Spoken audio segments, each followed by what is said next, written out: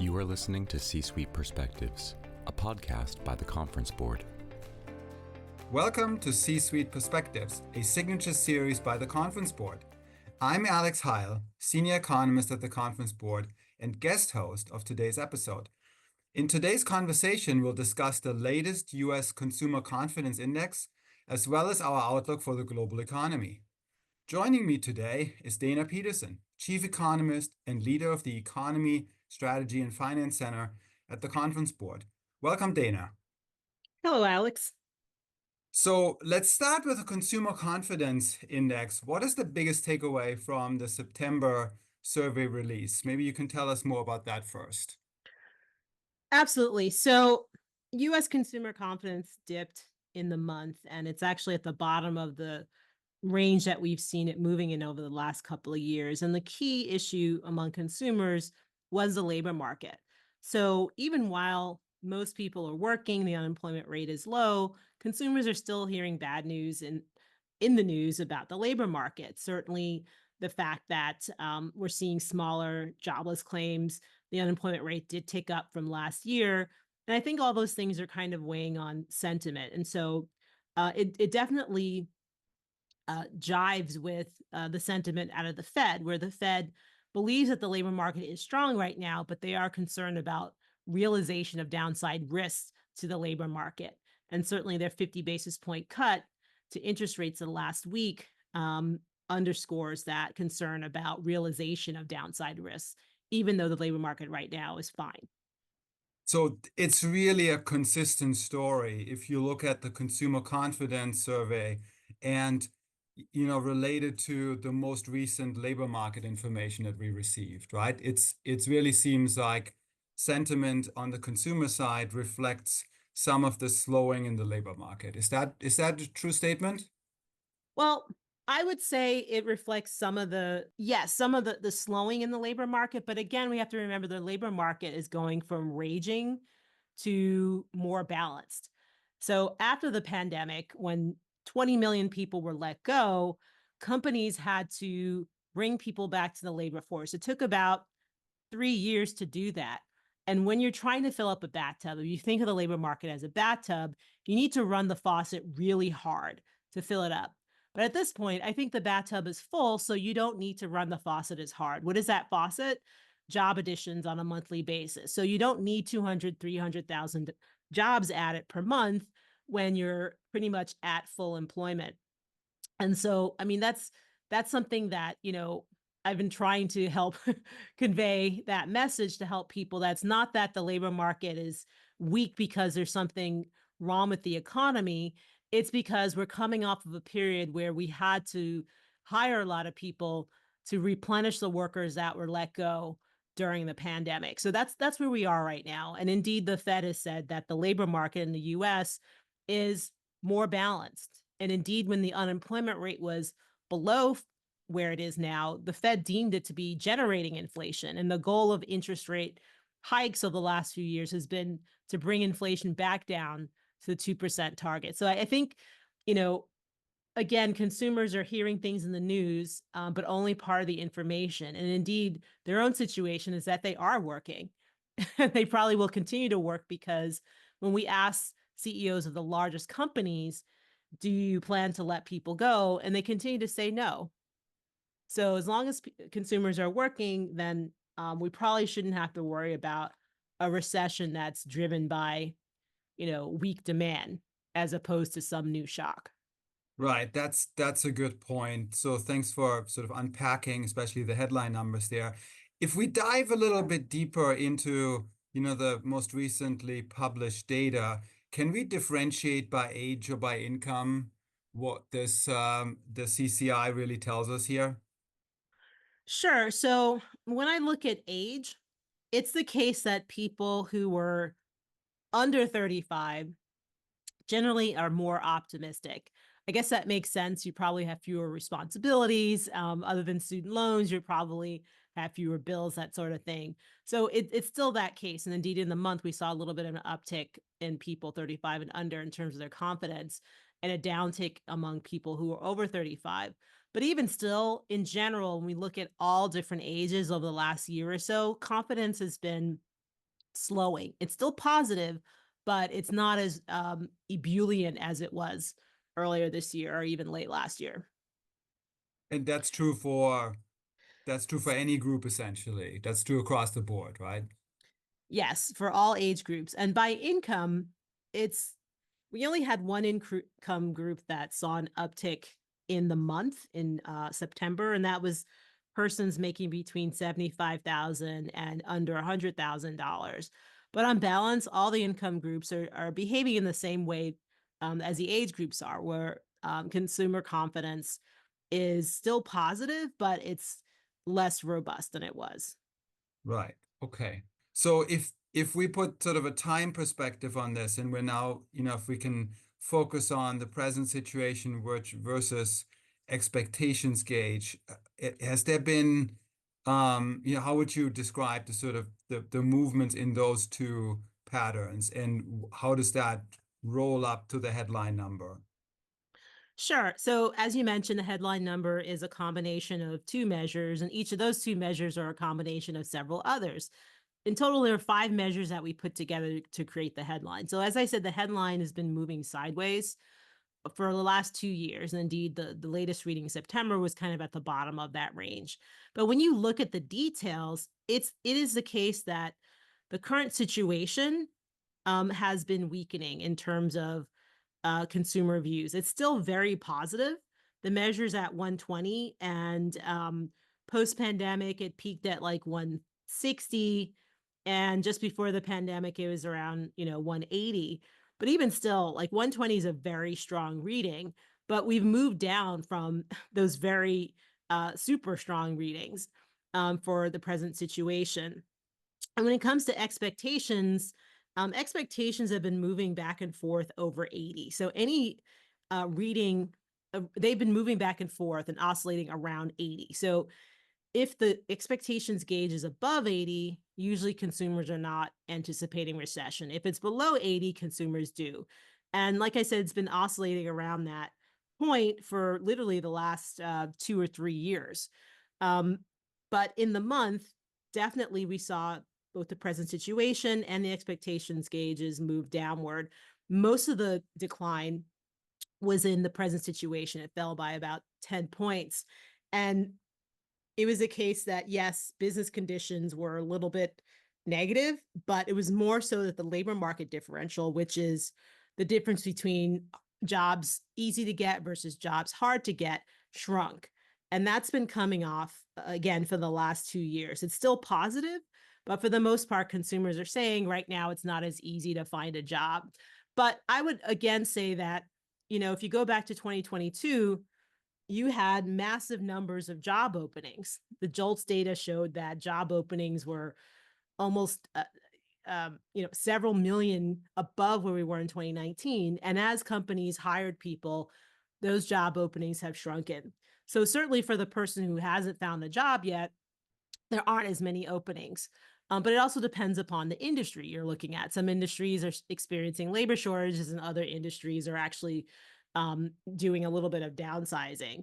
So, but all in all, like I said, the labor market differential is positive, but is not as positive as it was. And that certainly is what weighed on the measure in the month.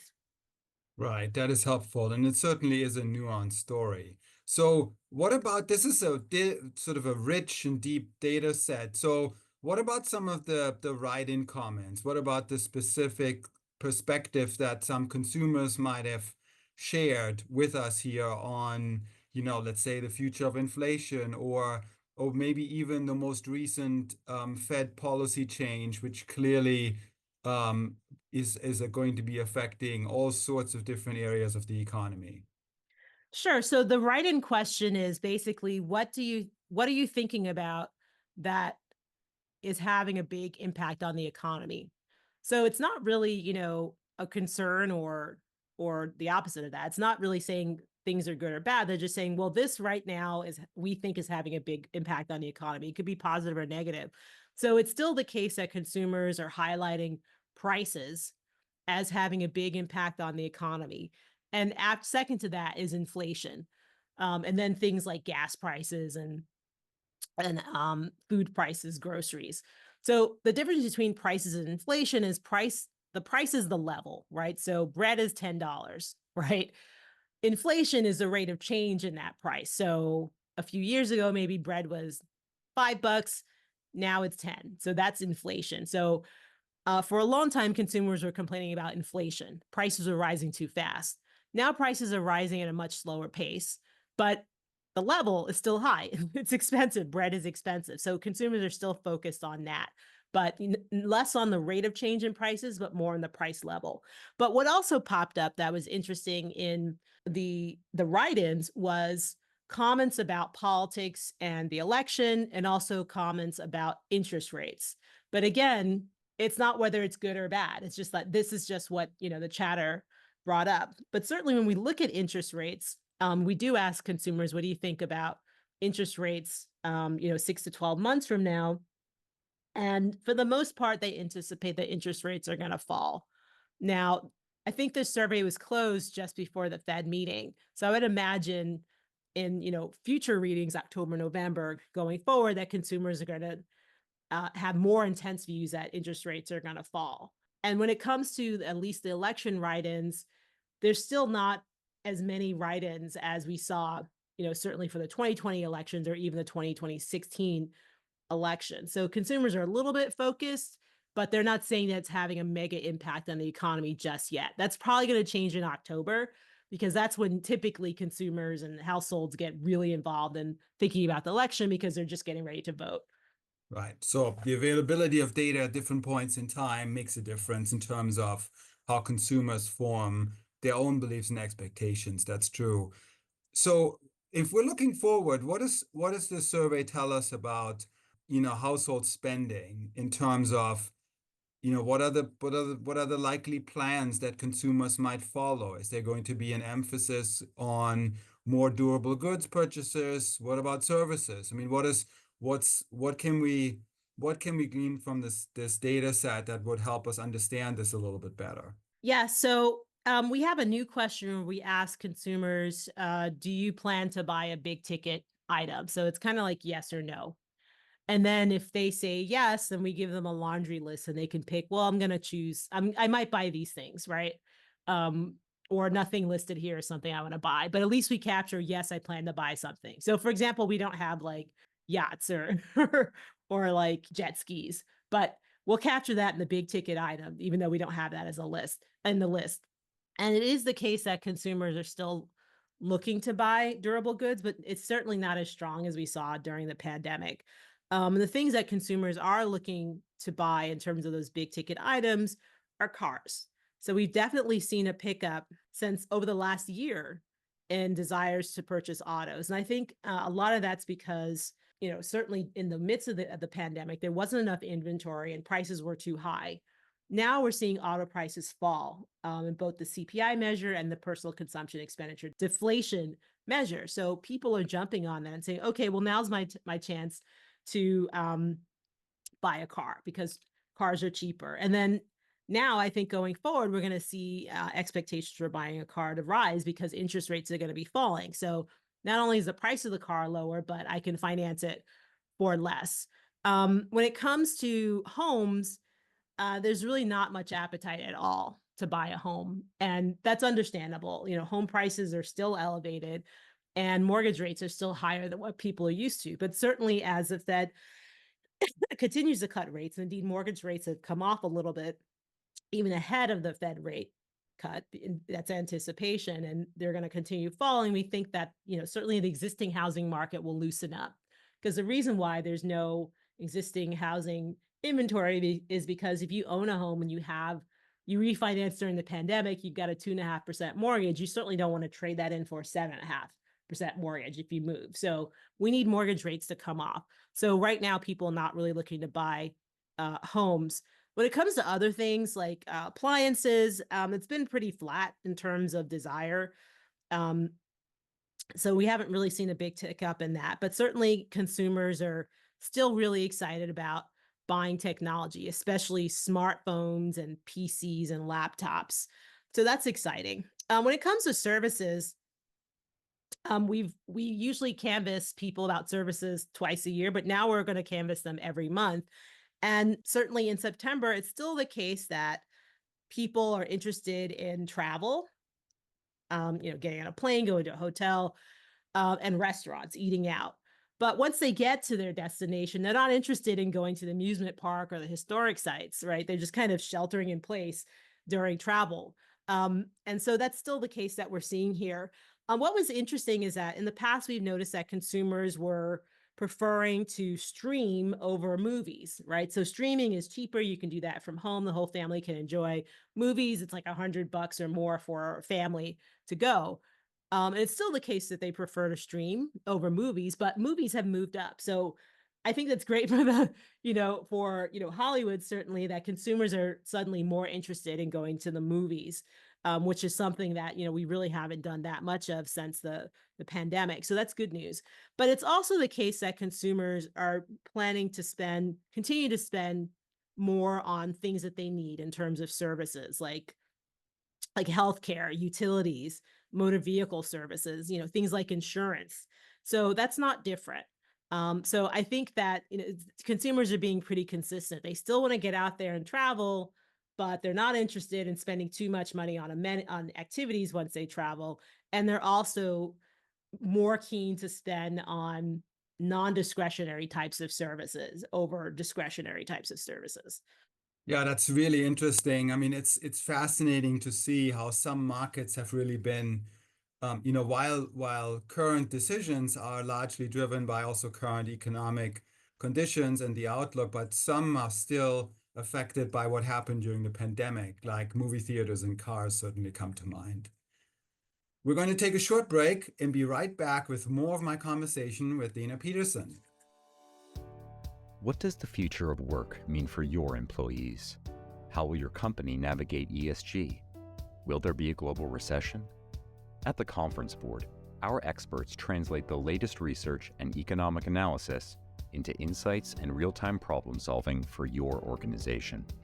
Membership at the Conference Board provides your team with an assortment of knowledge, from economics, marketing and communications, ESG, public policy, and human capital. As a member, you'll have access to our center experts, member-exclusive events, data and benchmarking tools, and peer sharing that will help you understand the present and shape the future. Consider becoming a Conference Board member today by visiting www.conference-board.org. Welcome back to C-Suite Perspectives. I'm Alex Heil, Senior Economist at the Conference Board.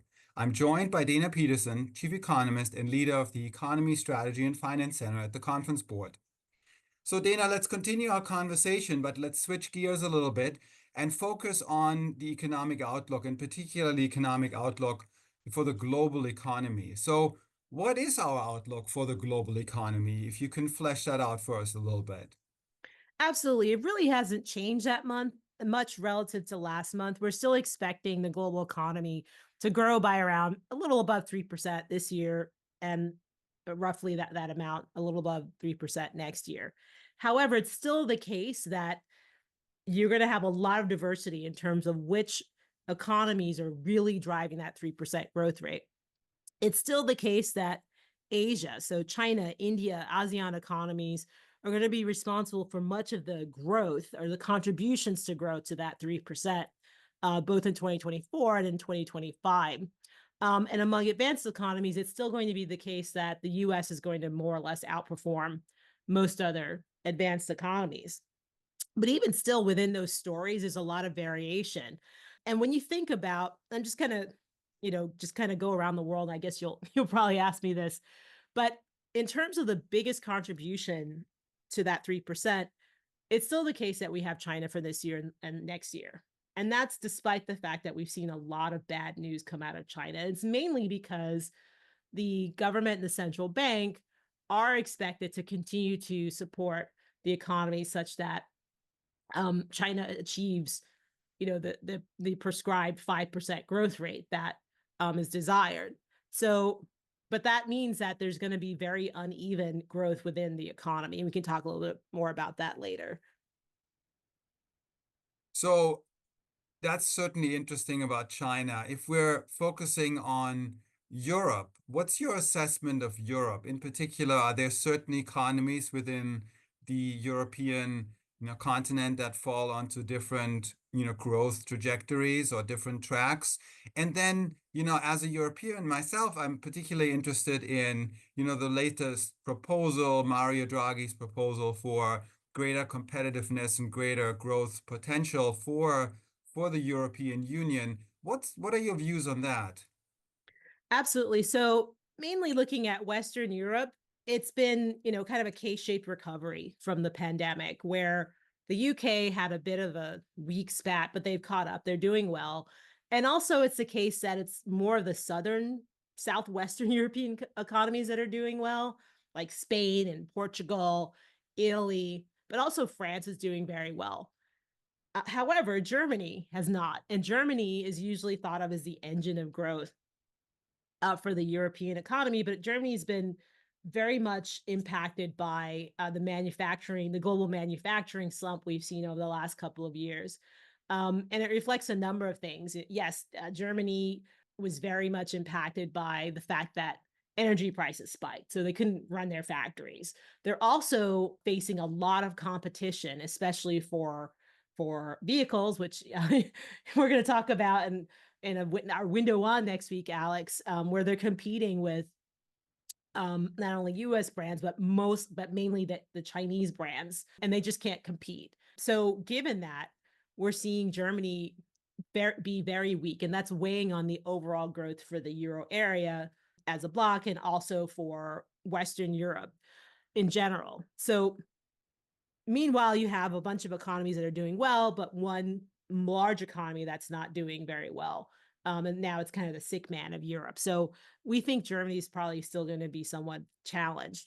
Now, a couple of weeks ago, Mario Draghi came out with this really great paper. It was commissioned, and basically he was asked, "Well, what do we do about the European economy?" And he said, "Well, Europe has two paths. Either Europe can invest in itself and generate greater productivity, or Europe can not." And not doing that means that Europe's going to fall way behind.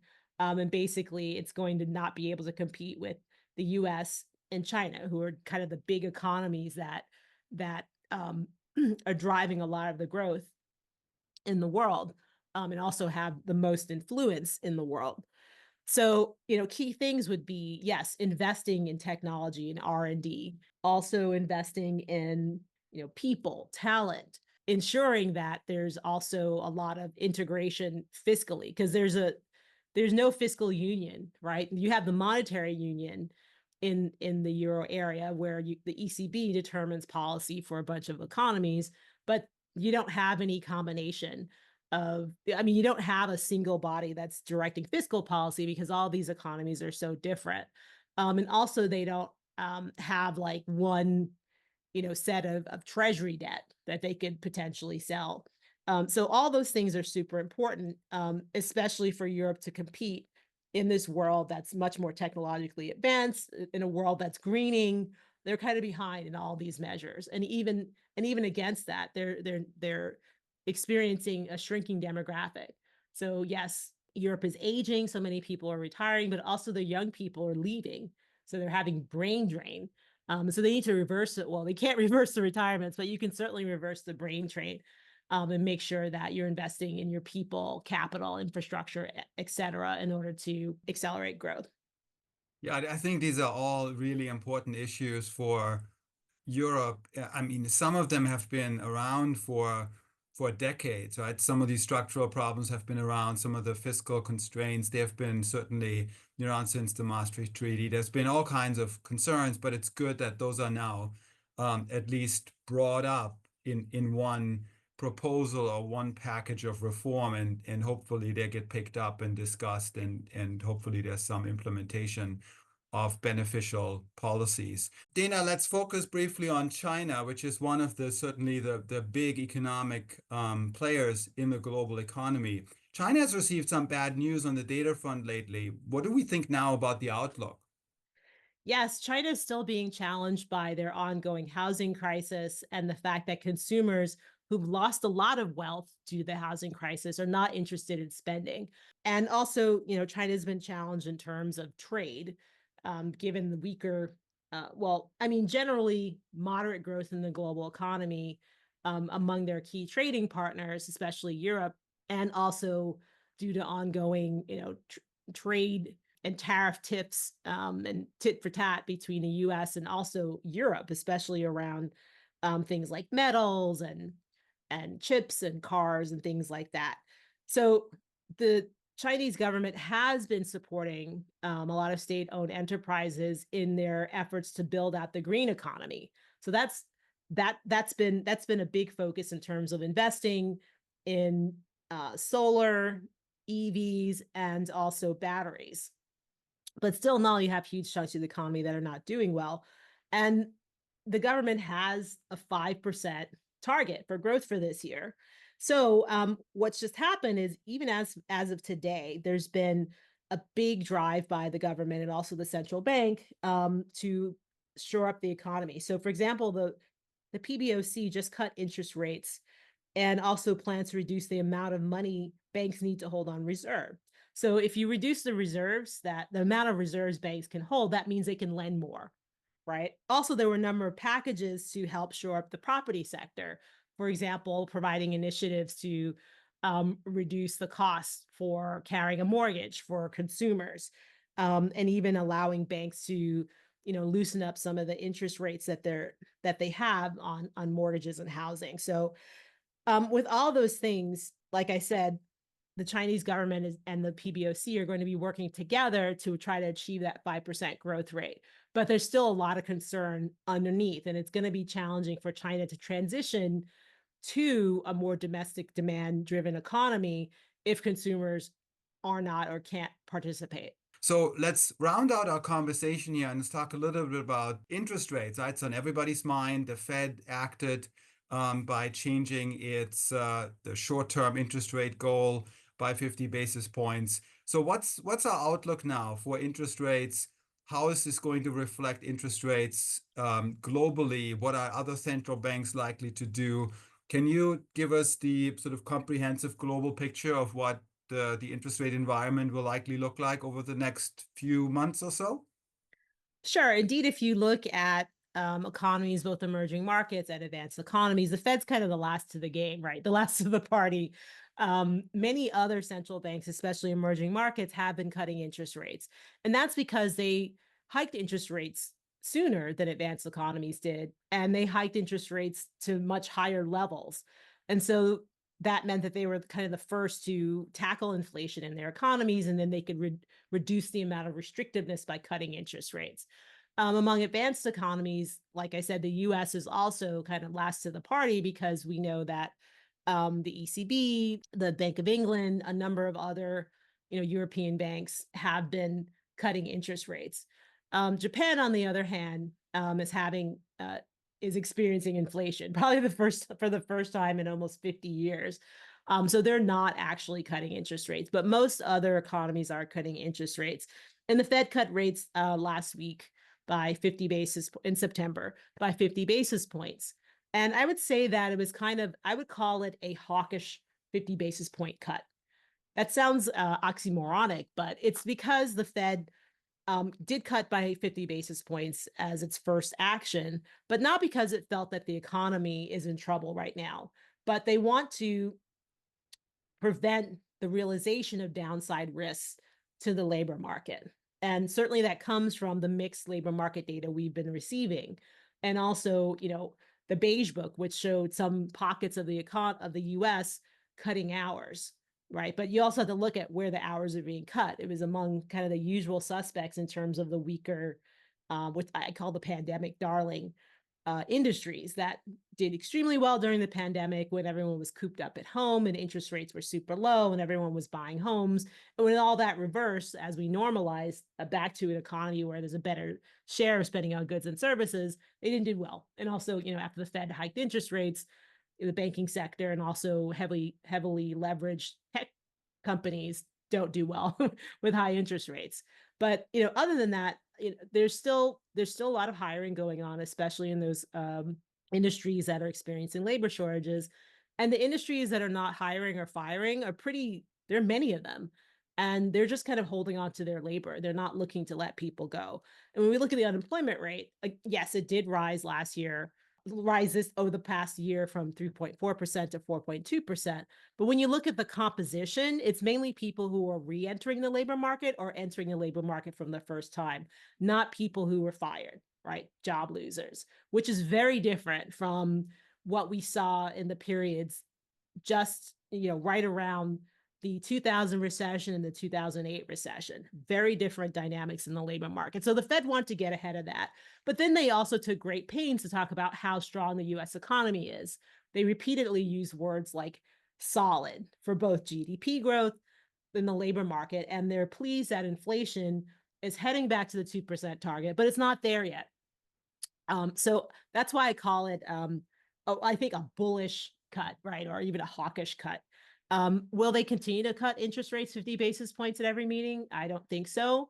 They don't need to do that unless there's some material weakening that they see in the economy. And so in general, most central banks are going to continue to cut interest rates, but they're doing it, they're very heavily data dependent.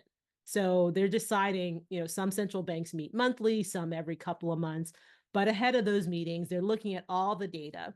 And if they see something that displeases them, then they react either by pausing or going more. But again, this is going to be a gradual process. But I think in general, interest rates are going to fall around the world, but land at levels that are higher than what we were used to before the pandemic. And a lot of that's because we have a lot more structural changes throughout the global economy that are putting upward pressure on inflation. And so for central banks to return inflation and stabilize it at their targets or within their target ranges, that means higher interest rates going forward than what we're used to. Right, that's a very good point. The world is just not the same that it was in 2019, and that's also reflected in economic condition. So I think, my listening audience here is going to agree with me that this was a very insightful and interesting conversation. Dana, thank you so much for joining us today. Absolutely. Thank you, Alex. And thank you all for listening to C-Suite Perspectives. I'm Alex Heil, and this series has been brought to you by the Conference Board. You have been listening to C-Suite Perspectives, a podcast by the Conference Board.